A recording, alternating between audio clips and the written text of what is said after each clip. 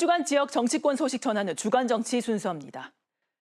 국민의힘이 총선 참패 후유증으로 몸살을 앓고 있습니다. 패인 분석과 대책 모색을 두고 서로 다른 목소리들이 겹쳐서 나오기 때문인데요. 특히 수도권을 중심으로 커지는 영남 책임론이 지역 갈등으로까지 비화할 조짐입니다.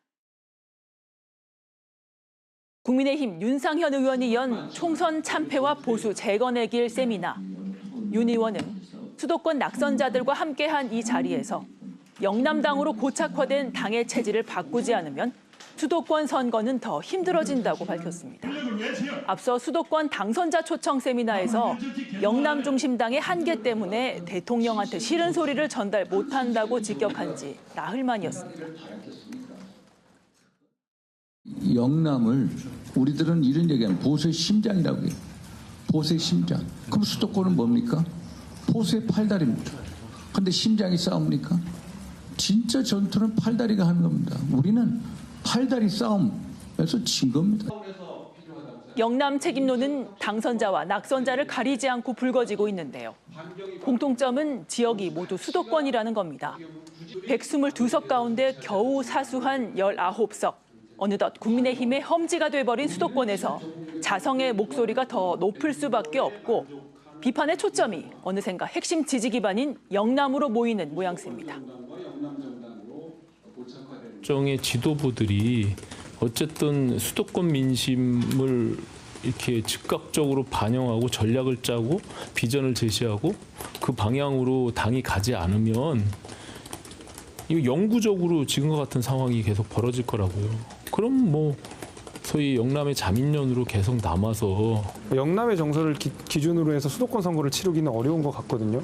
그러나 지금 당의 구성 자체가 영남 편중이 있다는 것을 우리가 부인하기 어렵고 그런 의미에서라도 저는 지도부, 가장 큰 메시지를 낼 수 있는 지도부만큼은 수도권 중심으로 재편되는 게 맞다고 생각하고 이 같은 주장에 대해 대구, 경북을 중심으로 반발이 터져나오고 있습니다.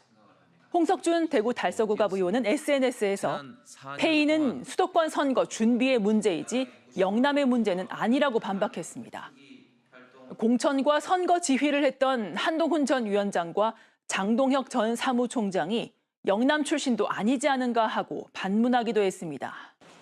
권영진 달서병 당선인이자 전 대구시장도 SNS에서 선거 때만 표 달라고 애걸복걸하고 문제가 생기면 영남 탓을 한다며 영남 책임론에 반발했습니다.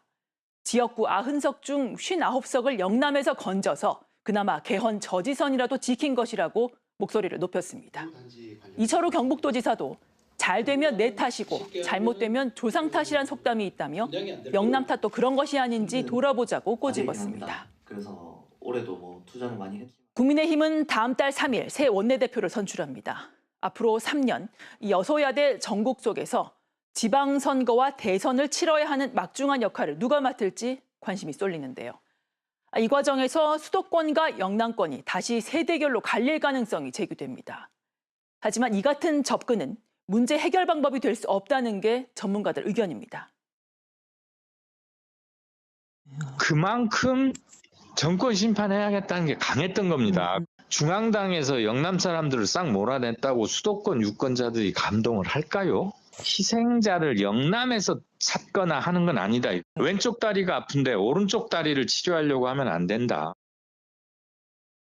국민의힘이 영남 정당으로 축소된 건 선거 패배로 귀결된 현상이지 패배의 원인이 아니란 얘기인데요. 수직적 당정 관계나 수도권 전략의 부재, 민생 아닌 야당 심판 등 국민의힘 총선 패인은 다층적입니다.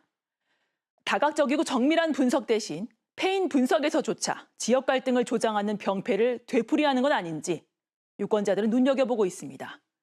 지금까지 주간 정치였습니다.